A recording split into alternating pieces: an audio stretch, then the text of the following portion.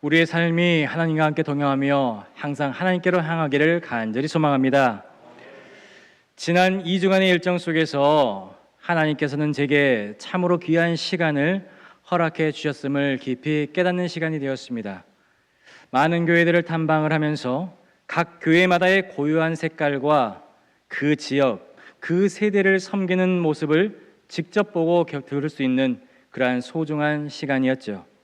그러한 경험은 자연스럽게 우리 교회는 그렇다면 이 복음교회는 앞으로 어떤 방향으로 나아가야 할지를 깊이 기도하며 고민하게 만들었습니다.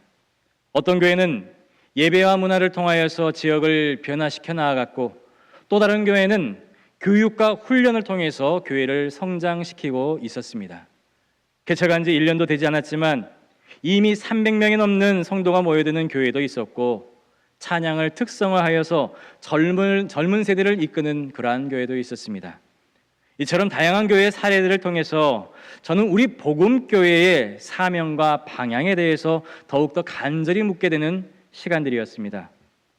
우리 목포 복음교회는 70년의 시간 동안 하나님께서 친히 이끄시는 교회였음을 저는 믿습니다. 지역을 선도하며 목포 시민들의 필요를 채워주었고, 믿음의 선조들의 뜨거운 눈물과 기도와 뜨거운 찬양이 흐르던 예배 공동체였죠. 그런데 지금 우리는 스스로에게 우리가 물어봐야 할 시점에 당도했습니다. 우리 교회는 지금 어떤 교회인가라는 질문 앞에 말입니다. 이 탐방을 마치고 기도원에서 시간을 보내면서 하나님께서 제게 하신 말씀은요, 이렇게 해라 저렇게 해라 하는 그러한 방법의 말씀이 아니셨습니다. 하나님은 이렇게 저에게 질문을 하셨습니다.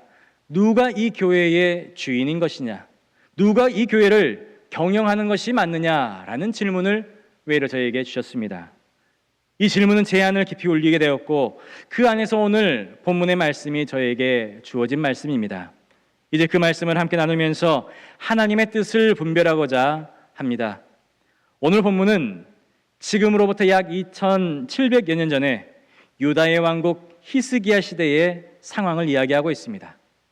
이때 활동한 선지자 이사야는 단순히 그 시대를 해석하는 해석가가 아니라 하나님의 뜻을 전하는 담대한 예언자였습니다.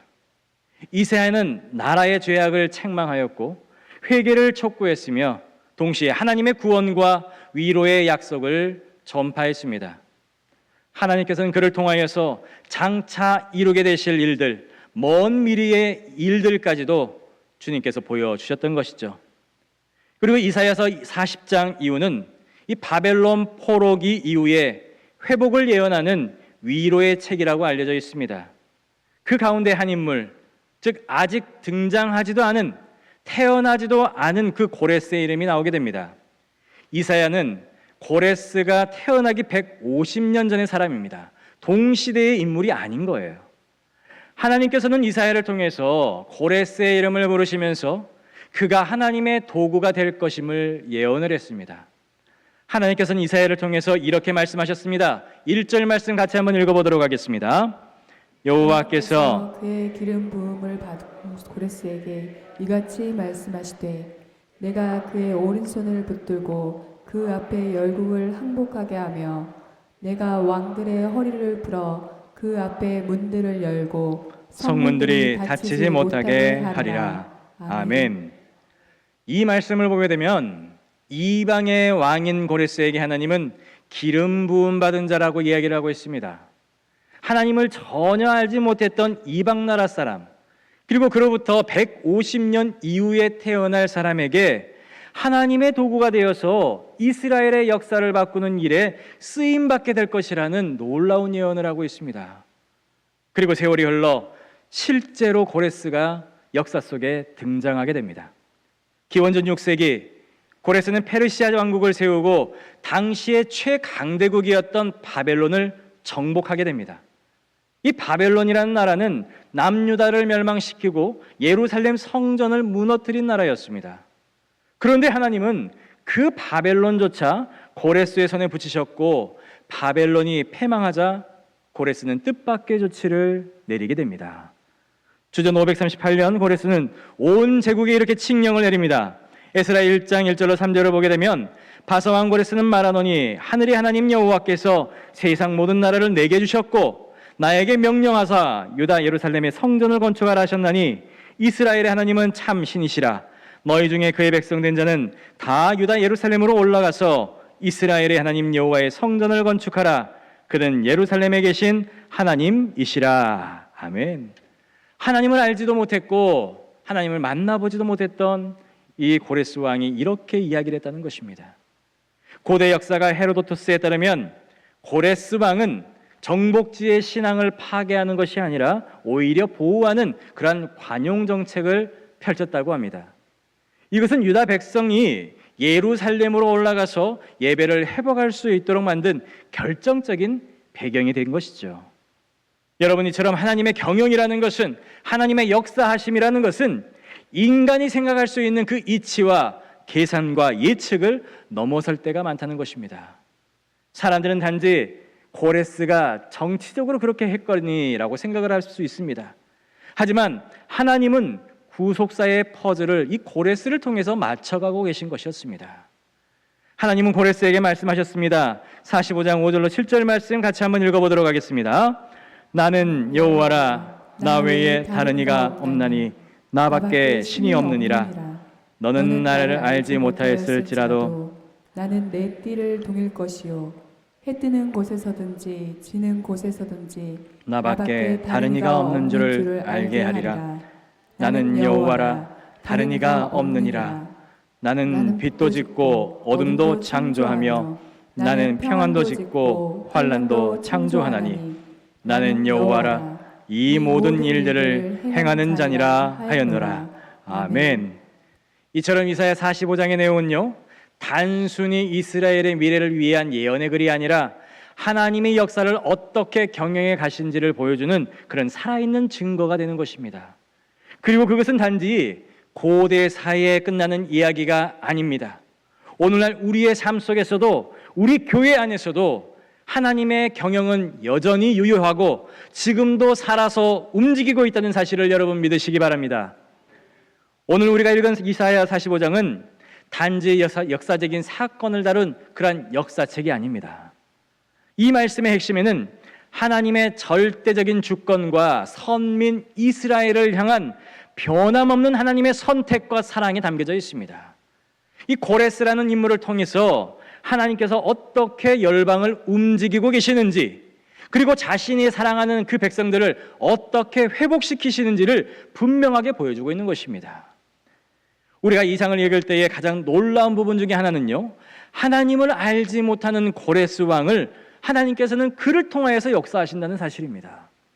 본문 5절에서 하나님은 이렇게 말씀하시죠. 네가 나를 알지 못하였다 할지라도 나는 내 띠를 동일 것이다 라고 말입니다. 여기서 우리는 고레스가 하나님을 인격적으로 만나지 못했던 이방 왕이었음을 우리가 확인할 수 있습니다. 그는 페르시아의 다신교 문화 속에서 살아왔고 여호와 하나님에 대한 믿음이나 지식이 전혀 없던 사람이었습니다. 그럼에도 불구하고 하나님은 그를 들어서 사용하셨다는 것입니다. 여러분, 이것이 바로 하나님의 경영 방식이라는 거예요. 하나님은 자신의 구속 역사를 이루기 위해서라면 신자든지 불신자든지 유대인이든지 이방인이든지 그 누구든지 하나님의 도구로 사용하실 수 있다는 것입니다. 고레스는 정치적인 이유로 유대인들의 귀환을 허락했을 수도 있습니다. 그러나 그 이면에는 하나님께서 그 고레스의 마음을 주장하여 주시고 그의 행동을 통해서 하나님의 뜻을 이루어 나아갔다는 것입니다. 이 사실은 여러분, 오늘날을 살아가고 있는 우리들에게도 매우 중요한 메시지를 던져주고 있습니다. 하나님은 지금도 전 세계의 권세와 역사를 다스리는 주권자이시며 우리가 이해하지는 못하는 방식으로도 때로는 전혀 예상하지 못한 인물을 통해서라도 하나님의 뜻을 반드시 이루시는 분이시라는 것입니다. 우리가 역사를 되돌아보면 하나님의 주권적인 섭리는 언제나 인간의 계산을 뛰어넘는 그러한 일들이었습니다. 예컨대 트럼프 미국 대통령의 경우 관세 정책과 미국 우선주의라고 하는 강경한 정책을 펼치면서 전 세계 경제에 큰 파장을 불러일으키고 있습니다. 많은 국가들이 무역 충돌과 경기 둔화로 어려움을 겪고 있고, 그 안에서도 하나님은 열방을 향한 조정이 있으시고, 또 어떤 나라에게는 경고를 하시기도 하고, 또 어떤 공동체에는 기회를 주시기도 한다는 것입니다. 한국의 경우 최근 몇 년간 전직 대통령에 대한 구설이나 이상한 모습들, 예컨대 전 대통령이 속옷 차림으로 버티고 있다라고 하는 그러한 뉴스는요, 국민들에게 실망과 혼란을 안겨주기도 하지만 우리는 그 상황 속에서도 하나님께서 여전히 이 나라를 향해서 일하고 계심을 여러분 믿어야 할 것입니다. 어떤 지도자가 실수하고 어떤 정권이 혼란스럽다 할지라도 하나님은 그를 통해서 경고하시고 회개케 하시고, 결국 하나님의 정의와 공의가 실현될 수 있도록 섭리하시는 분이시라는 사실을 여러분 잊지 마시기 바랍니다. 이것은요, 오늘 본문에 나오는 고레스의 경우와도 같습니다. 고레스는 하나님을 알지 못하는 이방 왕이었지만 하나님은 그를 들어서 당신의 백성을 회복시키시는 데에 도구로 사용하셨다는 것입니다. 오늘날 우리들에게도 마찬가지입니다. 우리가 이해할 수가 없고 따르기 힘든 흐름이라 할지라도 그 모든 역사 위에 하나님은 절대적인 경영자이자 주권자로 계신다는 사실을 여러분 믿으시기 바랍니다. 고레스가 하나님께 쓰임받은 이유는 단순히 한 제국을 정복하거나 정치적인 질서를 재편하는 데 그치는 것이 아닙니다. 하나님께서 그를 세우신 궁극적인 목적은 바로 자기 백성을 회복시키기 위함이라는 것입니다. 본문 4절의 말씀을 보게 되면 하나님께서 분명하게 그 목적을 말씀해 주고 있습니다. 함께 읽어보도록 하겠습니다. 내가 나의 종 야곱, 내가 택한 자 이스라엘, 곧 너를 위하여 내 이름을 불러 너는 나를 알지 못하였을지라도 내게 칭호를 주었노라. 아멘.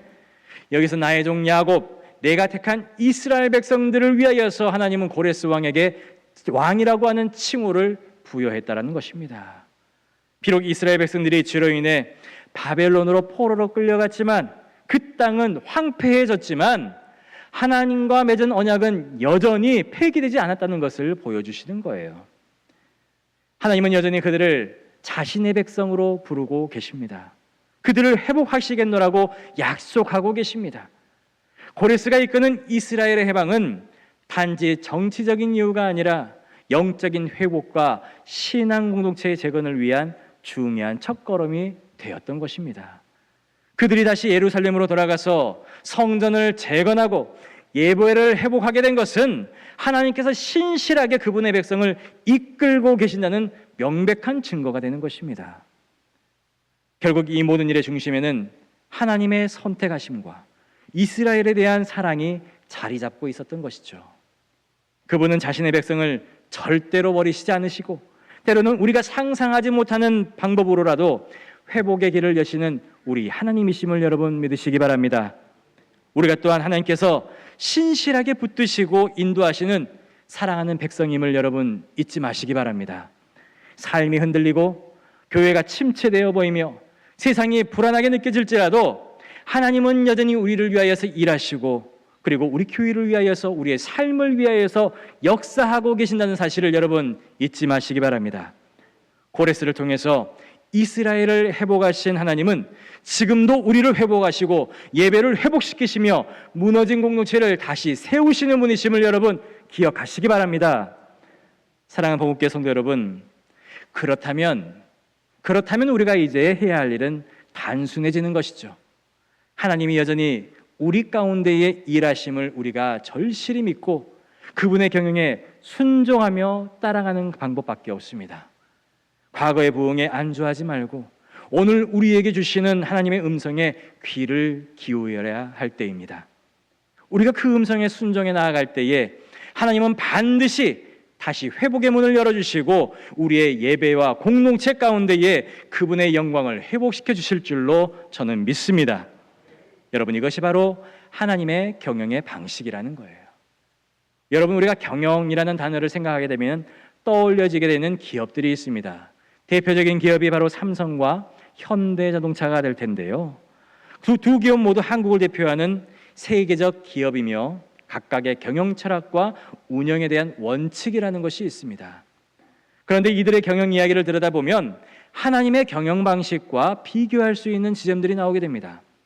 삼성은 창업자 이병철 회장 이후에 이건희 회장을 거쳐서 이재용 회장에 이르기까지 철저하게 미래지향적인 경영 전략으로 세계적인 기업이 되었습니다. 그렇다면 그렇게 발전할 수 있는 그 핵심이 무엇이었을까요? 그것은 바로 보이는 것보다 보이지 않는 전략과 시스템에 있었습니다. 삼성은 단순히 한 명의 리더에 의존하지 아니하고 전체 조직이 하나의 생명체처럼 유기적으로 움직일 수 있도록 강력한 시스템을 구축했기 때문에 오늘날 훌륭한 기업이 되었던 것입니다. 예를 들어 삼성이 위기를 맞을 때마다 또한 한 부서에서는 선제적인 혁신을 추진해 나아갔다는 것이죠. 반도체 산업에 대규모 투자를 결정하거나 애플과 경쟁할 수 있는 스마트폰 브랜드를 개발한 것도 모두 보이지 않는 긴 안목과 철저한 준비를 했기 때문에 가능했던 것입니다. 제가 교회 탐방 중에 특별히 뜻깊게 다가왔던 교회가 한 군데가 있습니다. 판교에 위치한 한소망 이룸교회라고 하는 교회였는데요. 이 교회는 개척한 지 1년이 남짓 되었음에도 아이들을 포함하여서 약 300명의 성도가 예배를 드리는 그러한 공동체가 되어 있었습니다. 특이한 점은 두 분의 목사님이 함께 협력해서 합동 목회를 하고 계셨는데요. 처음에 그곳을 찾아가기 위해서 인터넷으로 지도를 봤을 때에 논 가운데에 덩그러니 있는 4개의 건물을 보게 되었습니다. 창고였습니다. 외형적으로 보게 되면 4개의 창고 건물이 평범해 보였지만은 실제로 그 안에서 사역하고 있는 목사님들을 만났을 때에 저는 깊은 통찰을 할 수 있었습니다. 그분들이 말씀하시기를 교회가 단시간에 이렇게 성장할 수 있었던 것은 사람이 오면은 시작하려고 한 것이 아니라 사람이 올 것을 미리 준비하고 준비된 상태로 성도를 맞이했기 때문에 부흥할 수가 있었습니다 라고 이야기를 하는 겁니다. 이 말 속에서는 단순히 사람을 불러오기 위한 전략을 넘어서서 목회의 본질을 담고 있었습니다. 많은 경우 우리는 사람이 모이면 시작하겠다라고 이야기를 합니다. 그런데 이 교회는 거꾸로 하나님께서 보내실 사람들을 믿음으로 미리 준비하고 있었다는 것입니다. 이 모습은 마치 하나님의 경영 방식과도 닮아 있었습니다. 하나님은 항상 모든 것을 미리 준비하시고 미리 세우시고 미리 계획하신 다음에 하나님의 뜻을 이루신다는 것이죠.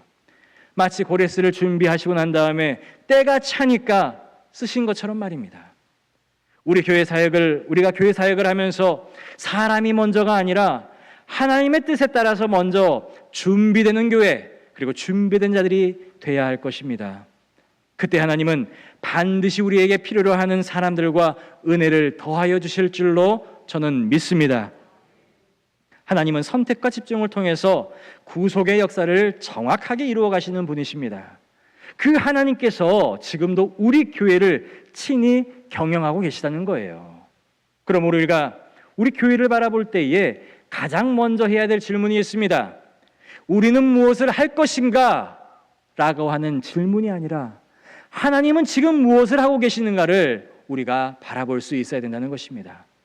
하나님께서 일하시는 방식은 우리가 예측하는 것과 다를 수가 있습니다. 사람이 볼 때는 비효율적일 수가 있고 때로는 비현실적일 수가 있습니다. 하지만 여러분 기억할 것이 있습니다. 하나님은 결코 실수하지 않으시는 분이시라는 것입니다. 사람이 경영하는 교회는 일시적인 성장을 경험할 수는 있을 것입니다. 하지만 하나님이 경영하시는 교회는 반드시 하나님의 뜻을 이루는 교회가 될 줄로 믿습니다. 그리고 그런 교회가 바로 오늘 우리가 꿈꿔야 되고 회복해야 될 진정한 교회의 모습이라는 것입니다. 우리의 삶도 마찬가지이죠.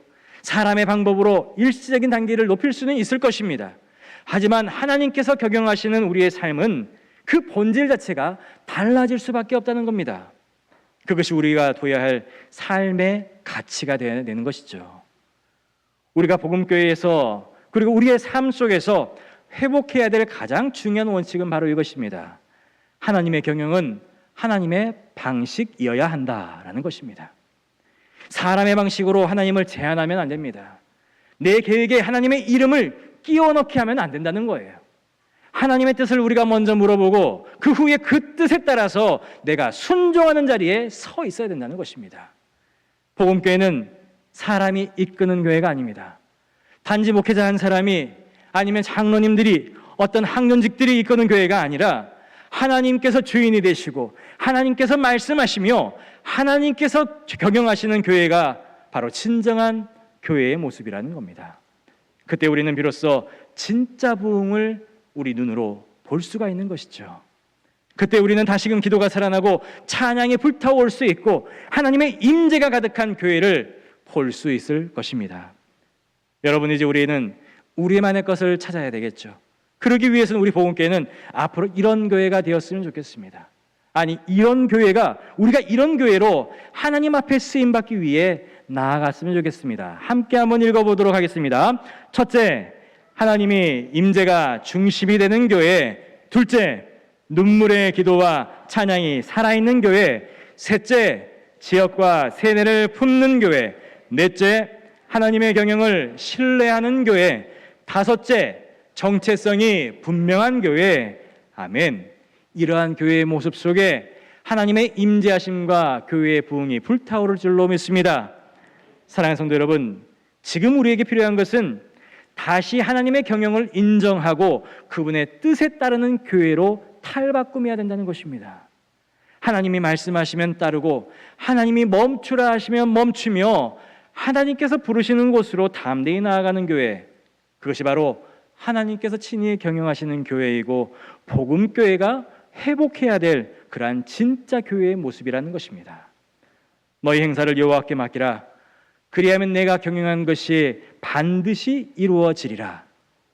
여러분, 이 말씀이 회복될 때에 우리 복음교회는 단지 70년 묵은 오래된 교회가 아니라 하나님께 쓰임받는 다시 일어나고 항상 새로운 교회가 될 줄로 믿습니다. 하나님께서 우리 복음교회를, 그리고 우리 성도님들을 그렇게 새롭게 하시고 사용하여 주실 줄로 믿습니다. 기도하겠습니다. 걸어가신 하나님 아버지, 감사합니다. 오늘 살아있는 말씀으로 우리의 마음을 두드려 주시니 감사합니다. 우리가 사람의 계획과 방법이 아니라 하나님의 뜻과 하나님의 방식으로 교회를 바라보게 하여 주옵소서. 누가 그 교회의 주인인가라는 그 음성 앞에 우리의 교만을 내려놓고 겸손히 엎드리게 하여 주옵소서. 사람의 이름이 아닌 주의 이름이 높아지는 교회가 되게 하시고 사람이 세운 프로그램이 아닌 주님이 일하시는 현장이 되게 하여 주옵소서. 주님, 지금도 주의 손을 펴사 우리를 이끄시고 계심을 믿습니다. 주님의 손을 따라가게 하시고 그 뜻 안에 머물게 하시고 하나님이 경영하시는 교회의 참된 기쁨과 열매를 맛보게 하여 주옵소서. 살아계신 예수님의 이름으로 기도하옵나이다. 아멘.